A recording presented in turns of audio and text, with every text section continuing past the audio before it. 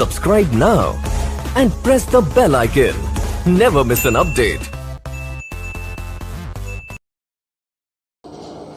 बिस्मिल्लाहिर्रहमानिर्रहीम। अस्सलाम वालेकुम स्टूडेंट्स, आज हम डिस्कस करेंगे second year biology chapter number 15 lecture number 2। आपको याद होगा कि फ़र्स्ट लेक्चर में हमने इन डिटेल डिस्कस किया था अबाउट द होमियोस्टेसिस इंट्रोडक्शन। उसमें हमने इन डिटेल डिस्कस किया था कि एक्चुअली होमियोस्टेसिस है क्या, इसके कितने कंपोनेंट्स हैं और वो कंपोनेंट्स किस तरह से हमारी बॉडी के इंटरनल एनवायरनमेंट को मेंटेन रखते हैं। और मैंने इन डिटेल उस लेक्चर में इंटरनल और एक्सटर्नल एनवायरनमेंट को भी डिस्क्राइब किया था। तो जिन स्टूडेंट्स ने अभी तक हमारा फर्स्ट लेक्चर विज़िट नहीं किया, उसका लिंक इसी लेक्चर के डिस्क्रिप्शन में मौजूद है, आप उसे विज़िट करें ताकि होमियोस्टेसिस से रिलेटेड जो भी बेसिक कॉन्सेप्ट्स हैं वो आपके क्लियर हो सकें।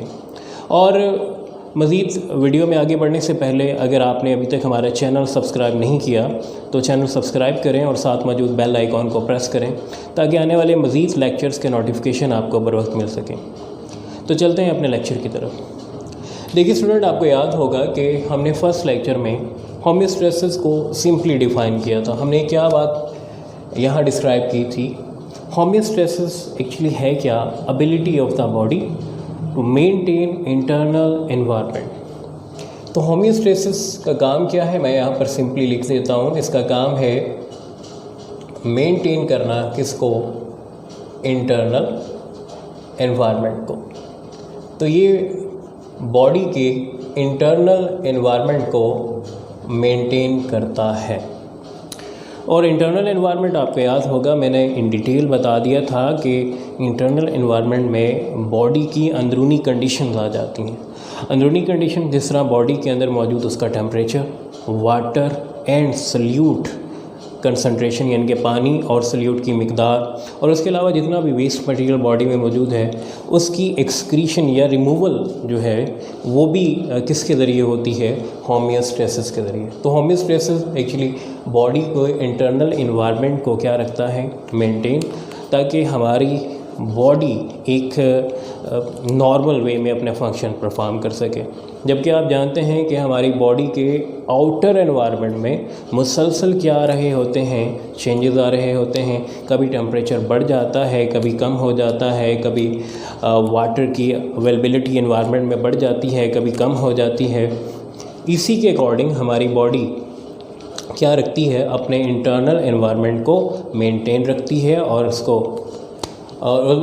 उस एबिलिटी को क्या कहते हैं, होमियोस्टेसिस कहते हैं। तो हमने ये बात तो आपको क्लियर कर दी है कि होमियोस्टेसिस का काम क्या है, मेंटेन करना इंटरनल एनवायरनमेंट को। अब हम दूसरा पॉइंट जो आज के लेक्चर में डिस्कस करेंगे वो ये है कि होमियोस्टेसिस को कौन मेंटेन रखता है, इसको कौन रेगुलेट रखता है कि होमियोस्टेसिस एक प्रॉपर वे में परफॉर्म होता रहे। तो याद रखें कि होमियोस्टेसिस को कौन मेंटेन करेगा, होमियोस्टेसिस मेंटेन और regulate by control system.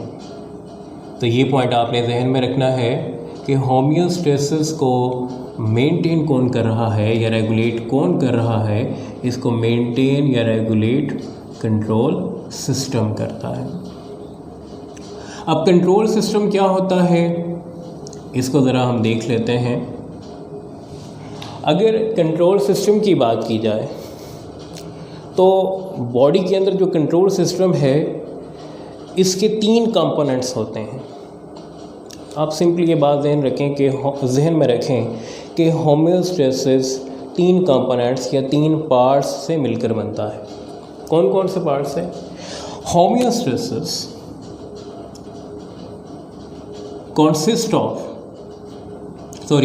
Control system consist of, ये किन चीज़ों पर मुश्तमिल है जी?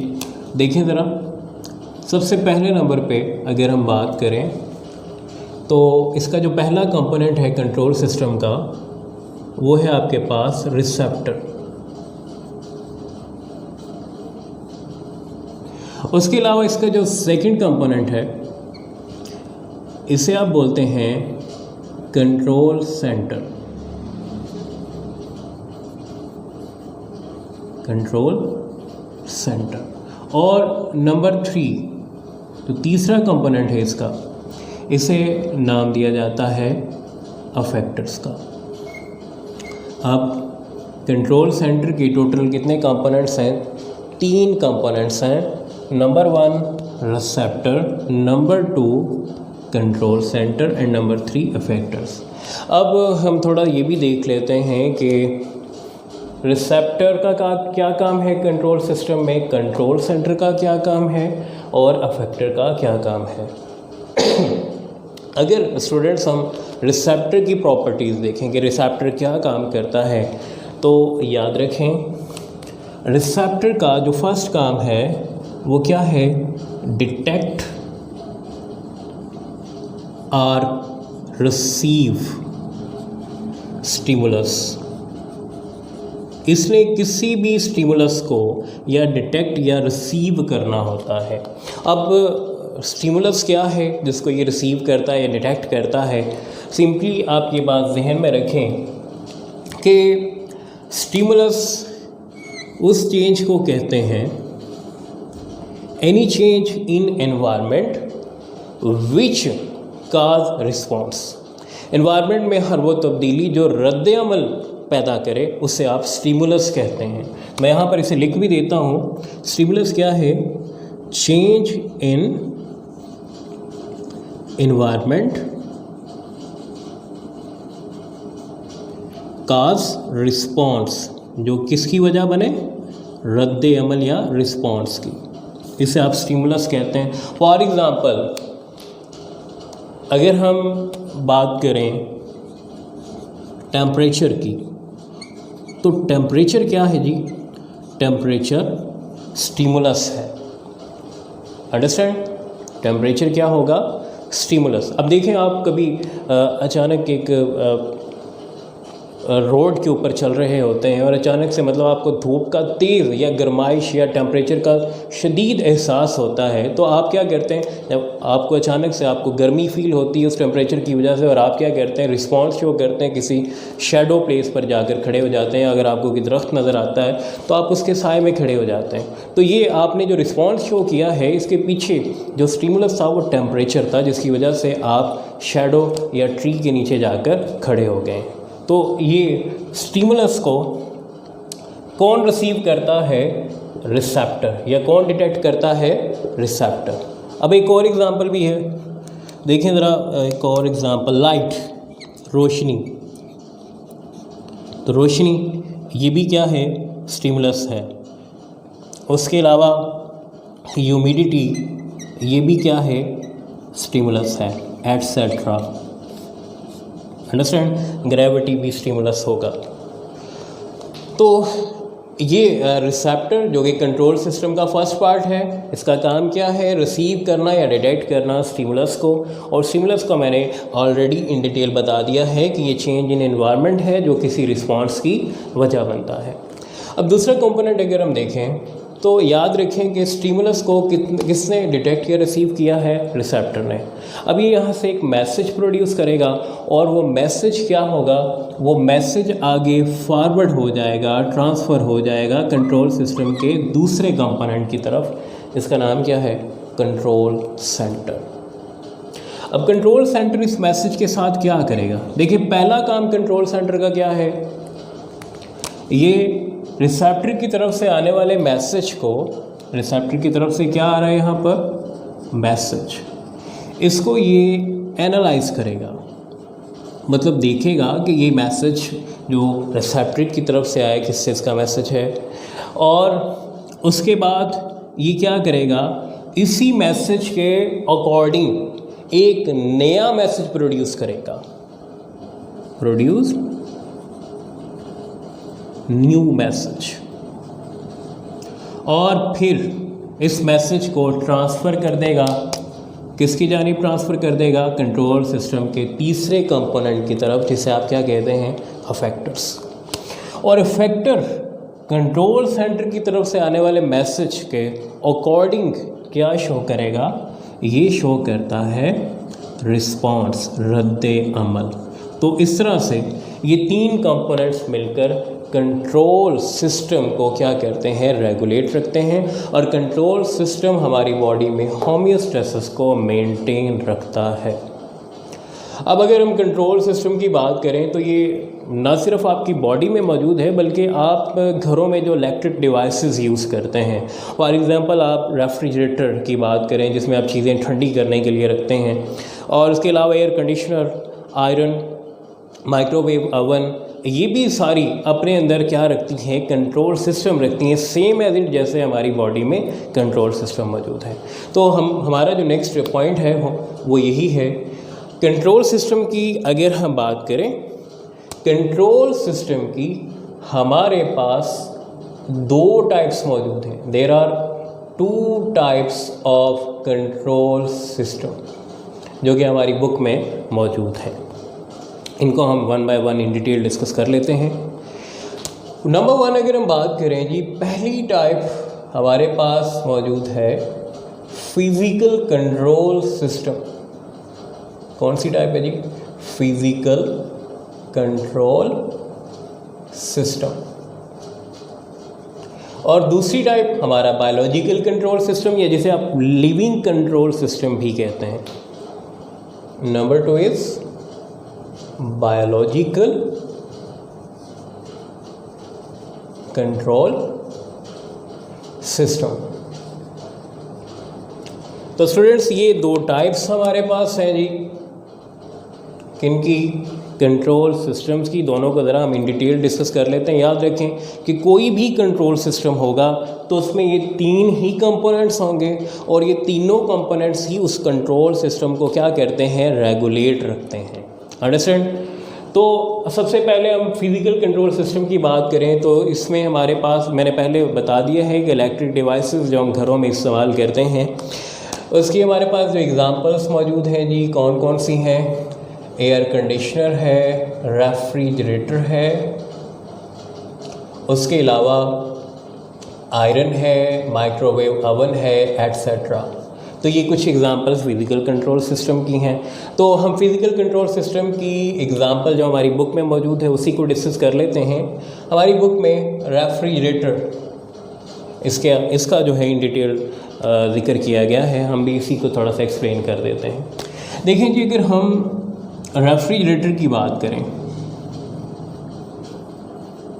रेफ्रिजरेटर में होता क्या है कि इसमें आप अपनी चीज़ों को रखते हैं, जो भी फूड्स वगैरह होती हैं उनको आप रखते हैं ताकि वो एक तो ख़राब ना हो, और दूसरा आप इसमें कोई भी चीज़ को फ्रीज़ करने के लिए भी रखते हैं और मुख्तलिफ़ पर्पज़ के लिए इस्तेमाल करते हैं।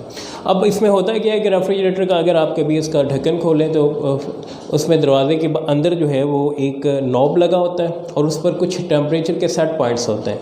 आप जितना टेम्परेचर सेट कर देते हैं वो उतनी ही टेम्परेचर की क्या करेगा, कूलिंग प्रोड्यूस करेगा। मतलब अगर आपने 4 सेंटीग्रेड तक उसकी एडजस्टमेंट कर दी है तो उतनी ही कूलिंग प्रोड्यूस करेगा और उसके बाद क्या कर देगा, ट्रिप कर देगा। इसी तरह से जिस तरह हमारी बॉडी में 37 और 36 एंड 38 इन नैरो रेंज में हमारा टेम्परेचर रहता है, ना इससे ज़्यादा बढ़ता है ना कम होता है। अच्छा देखें, अगर हम रेफ्रिजरेटर की बात कर रहे हैं तो रेफ्रिजरेटर में हमारे पास जो रिसेप्टर होगा वो कौन सा होगा? रेफ्रिजरेटर में जो कंट्रोल सिस्टम मौजूद है इसमें जो रिसेप्टर होगा ज़रा उसको देख लेंगे। रिसेप्टर होता है जिसमें थर्मामीटर,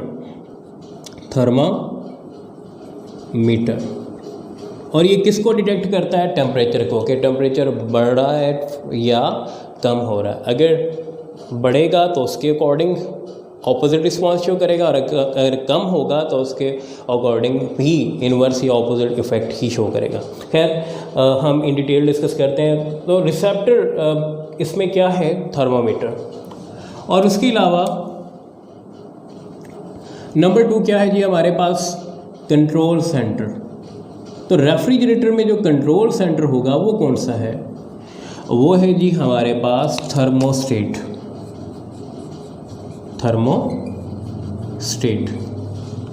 اور اس میں جو ہمارے پاس ریفریجریٹر میں افیکٹر ہوگا وہ کون سا ہوگا جی؟ افیکٹر ہے ہمارے پاس کمپریسر، جو کہ رسپانس شو کرتا ہے. ٹھیک ہے، تو یہ 3 کمپوننٹس ہیں جی کس کے؟ ریفریجریٹر میں موجود کنٹرول سسٹم کے.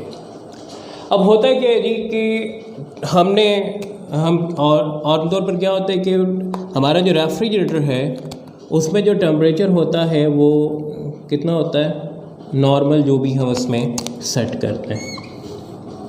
لیکن سم ٹائم کیا ہوتا ہے کہ جو سیٹ پوائنٹ ہے باڈی کا ریفریجریٹر کا، اس سے ٹمپریچر کیا ہو جاتا ہے؟ انکریز ہو جاتا ہے. ٹمپریچر کیا ہوگا جی؟ بڑھ جائے گا. یہ ٹمپریچر ہے جو کہ نارمل تھا، اب اس سے کیا ہو گیا؟ بڑھ گیا.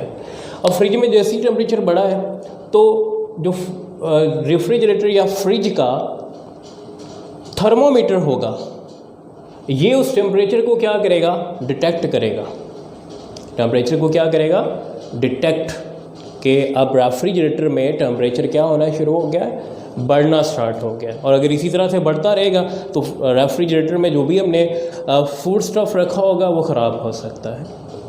تو خیر تھرمومیٹر ڈیٹیکٹ کرنے کے بعد وہی سیم اسی طرح جس طرح میں نے یہاں پر بتایا تھا ایک میسج پروڈیوس کرے گا، اور وہ میسج کس کو ٹرانسفر ہوگا؟ وہ میسج چلا جائے گا تھرمو اسٹیٹ کے پاس. کس کے پاس آ گیا جی؟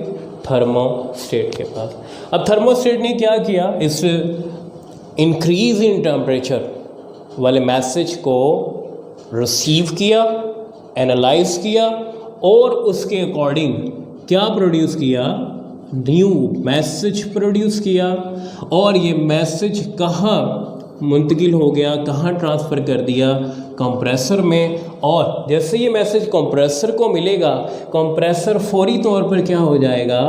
آن ہو جائے گا. اور کمپریسر کے آن ہوتے ہی ریفریجریٹر میں کولنگ پروڈیوس ہونا شروع ہو جائے گی، اور کولنگ پروڈیوس ہوگی اور دوبارہ سے ریفریجریٹر کا ٹمپریچر کیا ہو جائے گا؟ نارمل ہو جائے گا.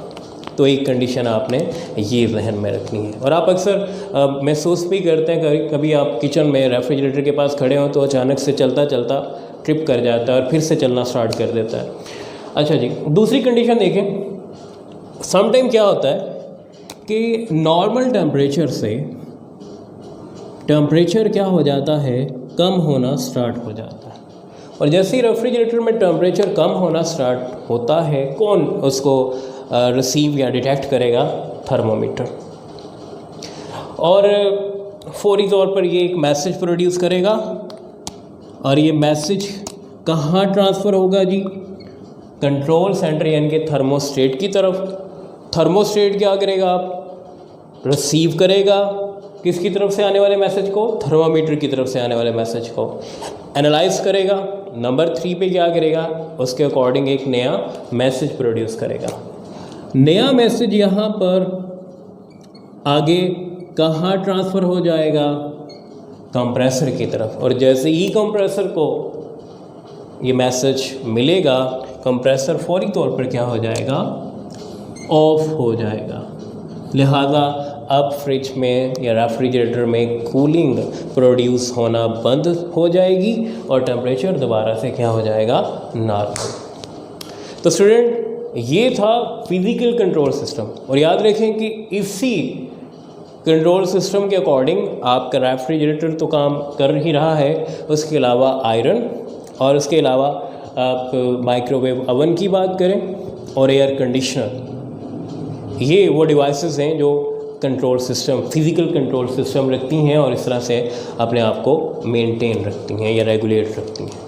اب نیکسٹ دوسری ٹائپ جو ہم نے ان ڈیٹیل ڈسکس کرنی ہے وہ ہمارے پاس ہے بایولوجیکل کنٹرول سسٹم.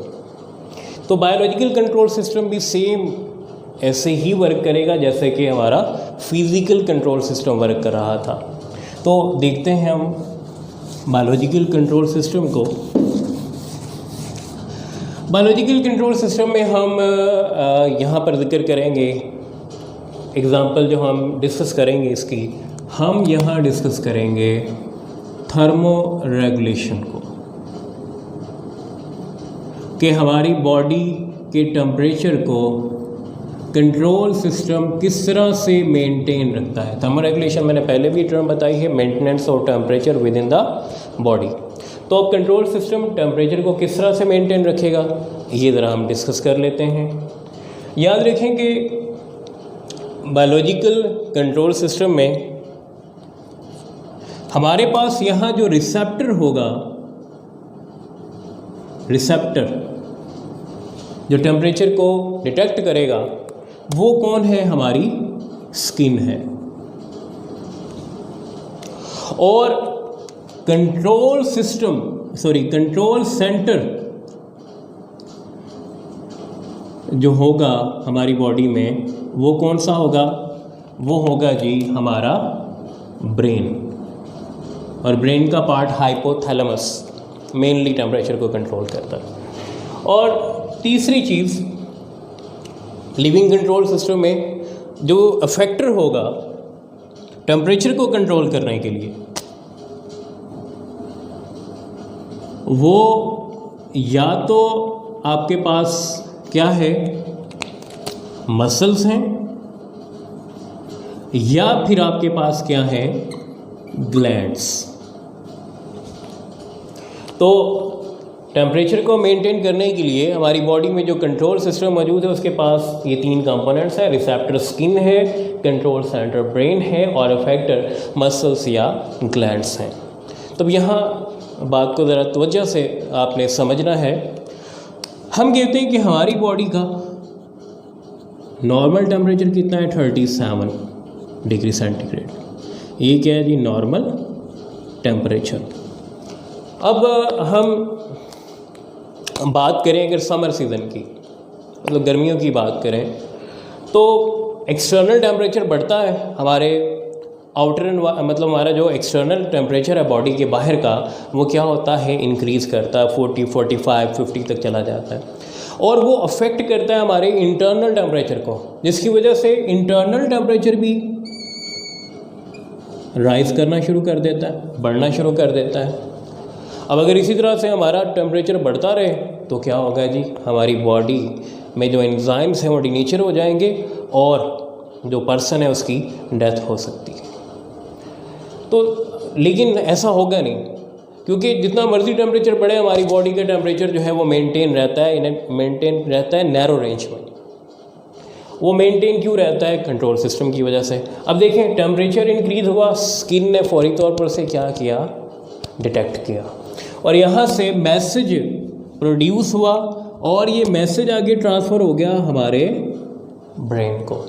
برین نے ٹمپریچر انکریز کے میسج کو ریسیو کیا, اینالائز کیا, اور اس کے اکارڈنگ ایک نیو میسج پروڈیوس کیا. اور یہ میسج پروڈیوس ہونے کے بعد فوری طور پر کہاں ٹرانسفر کر دیا؟ ہمارے فیکٹرز. اور انکریز ان ٹمپریچر کے لیے جو فیکٹر ہمارے پاس ہے وہ کیا ہے؟ گلینڈس. گلینڈس کون سے ہوں گے؟ سویٹ گلینڈ, پسینہ پیدا کرنے والے جو گلینڈس ہیں. انڈرسٹینڈ؟ تو جیسے ہی میسج سویٹ گلینڈ کو ملا, سویٹ گلینڈس نے کیا پروڈیوس کرنا شروع کر دیا؟ سویٹ, پسینہ. جیسے ہمارے جسم پر سویٹ آئے گا, پسینہ آئے گا, یہ باڈی کو کیا کرتا جائے گا؟ کول کرتا جائے گا, اور ہمارا باڈی ٹمپریچر دوبارہ سے کیا ہو جائے گا؟ نارمل ہو جائے گا. انڈرسٹینڈ؟ تو آج آپ کو یہ سمجھ آگئی ہوگی کہ کیوں ہماری باڈی پر پسینہ یا سویٹ آتا ہے, اور اس کا ہمیں کیا فائدہ ہوتا ہے. اور یاد رکھیں کہ یہ جو اوور آل ریئیکشن ہے یہ ملی سیکنڈس میں ہوتا ہے, ویری شارٹ ٹائم. اچھا جی, دوسری اگر ہم بات کریں, ہم ونٹر سیزن کی بات کرتے ہیں. سردیوں میں کیا ہوتا ہے کہ ہمارا جو ایکسٹرنل انوائرمنٹ ہے اس کا ٹمپریچر کیا ہوتا ہے؟ کم ہوتا رہتا ہے, ڈیکریز ہوتا رہتا ہے. 5 پہ آ جاتا ہے, 4 پہ آ جاتا ہے, 10 پہ آ جاتا ہے, جبکہ ہماری باڈی کا اس وقت بھی ٹمپریچر کیا رہتا ہے؟ 37 مینٹین رہتا ہے. ایسا کیوں ہوتا ہے؟ Due to control system. اور ہوتا کیا ہے یہاں پر؟ جیسے ہی دیکھیں ٹمپریچر کیا ہوگا؟ ڈیکریز ہوگا. اس کو ڈیٹیکٹ کون کرے گا؟ اسکن. اور یہاں سے کیا پروڈیوس کرے گا؟ میسج. اور یہ میسج کہاں ٹرانسفر ہو جائے گا؟ برین. برین کا کام کیا ہے جی؟ یہ ہمارا کنٹرول سینٹر ہے. یہ ڈکریز ان ٹمپریچر کے میسج کو ریسیو کرے گا, انالائز کرے گا اور اس کے اکارڈنگ رسپانس پروڈیوس کرے گا, رسپانس والا میسج پروڈیوس کرے گا, جسے آپ یہاں پر نیو میسج بھی کہہ سکتے ہیں. تو یہ جو نیو میسج برین یا کنٹرول سینٹر پروڈیوس کرتا ہے, آگے یہ ٹرانسفر ہو جاتا ہے کس میں؟ مسلس. انڈرسٹینڈ؟ کہاں ٹرانسفر ہو گیا؟ مسلس میں. جیسے ہی یہ میسج مسلس کی طرف پہنچے گا, مسلس اپنی فاسٹ ایکٹیویٹی سٹارٹ کر دیں گے. ان ادر ورڈز کیا یہاں پر سٹارٹ ہو جائے گی؟ شیورنگ. شیورنگ کسے کہتے ہیں؟ کپ کپاہٹ کو.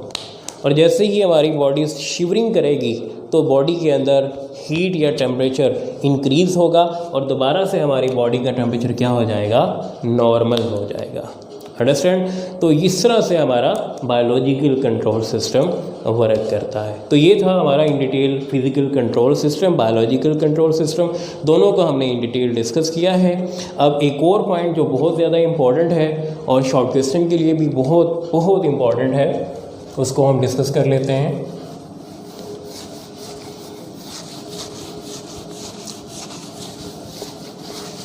اچھا جی, دیکھیں یہاں پر یہ بات آپ نے ذہن میں رکھنی ہے کہ آپ کا کوئی بھی کنٹرول سسٹم ہو, وہ جو کنٹرول سسٹم ہوتا ہے, یاد رکھیں کہ میں نے کیا بات کی ہے؟ Control system. یہ اوبے کرتا ہے, فالو کرتا ہے کسے؟ اوبے کرتا ہے نیگیٹو فیڈ بیک میکانزم کو. Negative feed back mechanism, and this is very important short question. اور اس نیگیٹو فیڈ بیک میکانزم کا ایک مکمل ٹاپک جو ہے ہم چیپٹر نمبر 17 میں انشاءاللہ ڈسکس کریں گے. اب یہاں پر سمپلی آپ کو میں یہ بتاتا چلوں کہ نیگیٹو فیڈ بیک ہے کیا. ایکچولی نیگیٹو فیڈ بیک میں یہ کہتا ہے کہ جو ہمارا کنٹرول سسٹم ہے یہ ہمیشہ سٹیمولس کے انورس یعنی کہ الٹ کیا شو کرتا ہے؟ رسپانس شو کرتا ہے. آپ یہاں بھی دیکھ سکتے ہیں کہ دیکھیں اگر سٹیمولس کس چیز کا تھا؟ انکریز ان ٹمپریچر کا, تو ہماری باڈی نے کیا پروڈیوس کی؟ ہماری باڈی نے کولنگ پروڈیوس کی. اور اگر ٹیمپریچر تھا ڈکریز ان ٹیمپریچر کا تو ہماری باڈی نے شیورنگ کے ذریعے کیا پروڈیوس کی؟ ہیٹ پروڈیوس کی. تو یہ کیا کہلاتا ہے؟ Negative feed back mechanism. Understand? اب ایک اور پوائنٹ یہاں پر آپ نے ذہن میں رکھنا ہے, ایک چھوٹا سا لاسٹ میں ایک شارٹ کویسچن ہے. کہتے ہیں کہ جو کنٹرول سسٹم ہے یہ ایک تو ہم نے اوور آل اپنے باڈی اور باقی ڈیوائسز سے ریلیٹڈ اس کو ایکسپلین کیا ہے. یاد رکھیں کہ ہماری باڈی سیلز سے مل کر بنتی ہے اور کہتے ہیں کہ ہماری باڈی میں جو ہر سیل ہے اس کا اپنا ایک کنٹرول سسٹم ہوتا ہے. اس کو تھوڑا سا میں شارٹلی ایکسپلین کرتا جاؤں. کنٹرول سسٹم کی ہم بات کریں, control system at cell level, تو اس کو تھوڑا سا میں ڈائیگرام کے ذریعے یہاں پر ایکسپلین کروں گا. دیکھیں اسٹوڈنٹ, لیٹس سپوز کہ ہمارے پاس ہے سیل 1 سیل 2. انڈرسٹینڈ؟ یہ بھی سیل ہے اور یہ بھی سیل ہے, اور ہر سیل کا کیا ہوتا ہے؟ اپنا ایک کنٹرول سسٹم ہوتا ہے. یہ ان کا کیا ہے جی؟ Control system. ایک بات تو میں آپ کو آلریڈی بتا چکا ہوں کہ اگر آپ کا لیٹس سپوز کہ یہ باڈی کے باہر کون سا انوائرمنٹ ہے؟ External environment. اگر آپ کے ایکسٹرنل انوائرمنٹ میں ایک وائڈ رینج میں کیا آتی ہے؟ چینج آتی ہے, تو آپ کی باڈی میں کیا موجود ہے؟ کنٹرول سسٹم موجود ہے. جو ایکسٹرنل انوائرمنٹ میں جو وائڈ چینج ہے یعنی کہ بڑے پیمانے پہ جو تبدیلی آ رہی ہے, یہ کنٹرول سسٹم اس کو کیا کرتا ہے؟ ریگولیٹ کرتا ہے, اور باڈی کے انٹرنل انوائرمنٹ کو کیا رکھتا ہے؟ نیرو رینج میں رکھتا ہے. کس رینج میں رکھتا ہے؟ نیرو رینج میں رکھتا ہے. جس کی وجہ سے ہمارا باڈی کا انٹرنل انوائرمنٹ, یہ کون سا انوائرمنٹ ہے؟ انٹرنل انوائرمنٹ, یہ کیا رہتا ہے؟ مینٹین. اب دوسری بات جو ذہن میں رکھنی ہے آپ نے, सम टाइम इंटरनल एनवायरनमेंट में भी क्या आ जाता है, मेजर चेंज, बड़े पैमाने पर कोई तब्दीली आ सकती है। और अगर वही चेंज सेल के अंदर भी हो जाए, वही चेंज सेल के अंदर भी क्या हो जाए, आ जाए, तो उससे क्या होगा कि सेल डिस्ट्रॉय हो जाएगा, सेल ख़राब हो जाएगा। और सेल अगर ख़राब होंगे तो डेफिनेटली आप जानते हैं कि ये बेसिक स्ट्रक्चरल और फंक्शनल यूनिट है लाइफ का। लेकिन ऐसा नहीं होता। होता क्या है जी कि जैसे ही आपको बात की ध्यान में रखनी है कि सेल के बैरूनी इन्वायरमेंट, इस बैरूनी इन्वायरमेंट को नाम क्या दिया जाता है जी, इसको नाम दिया जाता है एक्स्ट्रा सेलुलर इन्वायरमेंट। सो सेल के बैरूनी इन्वायरमेंट को एक्स्ट्रा सेलुलर इन्वायरमेंट कहते हैं। अगर इसमें कोई वाइडर चेंज आता है और ये चेंज क्या होगा, सेल के अंदर ट्रांसफ़र नहीं होगा। क्यों? क्योंकि सेल का क्या है, अपना एक कंट्रोल सिस्टम है। वो कंट्रोल सिस्टम इसको क्या करेगा, इसको रिस्ट्रिक्ट रखेगा, महदूद रखेगा, ताकि सेल का जो इंटरनल एनवायरनमेंट है, जिसे आप इंट्रा सेलुलर इन्वायरमेंट कहते हैं। क्या कहते हैं? इंट्रा सेलुलर इन्वायरमेंट, ये क्या रह सके, ये मेंटेन रह सके। तो याद रखें कि अगर एक्स्ट्रा सेलर यानी कि सेल के बाहर वाले इन्वायरमेंट में कोई चेंज आता है तो सेल का कंट्रोल सिस्टम सेल के इंट्रासेलुलर इन्वायरमेंट में उस चेंज को मुंतकिल होने नहीं देता, जिसकी वजह से सेल्स जो हैं वो मेंटेन रहते हैं और अपने फंक्शन एक रेगुलेट वे में परफॉर्म करते रहते हैं। तो स्टूडेंट, ये था आज का टॉपिक जिसमें हमने कंट्रोल सिस्टम को इन डिटेल डिस्कस किया। इससे रिलेटेड कोई भी ऐसा क्वेश्चन हो जो आपको, कोई भी ऐसा पॉइंट जो आपको समझ ना आया हो, तो आप कमेंट बॉक्स में अपना क्वेश्चन पूछ सकते हैं। इंशाल्लाह नेक्स्ट लेक्चर में दोबारा हाजिर होंगे। तब तक के लिए अल्लाह हाफ़िज़।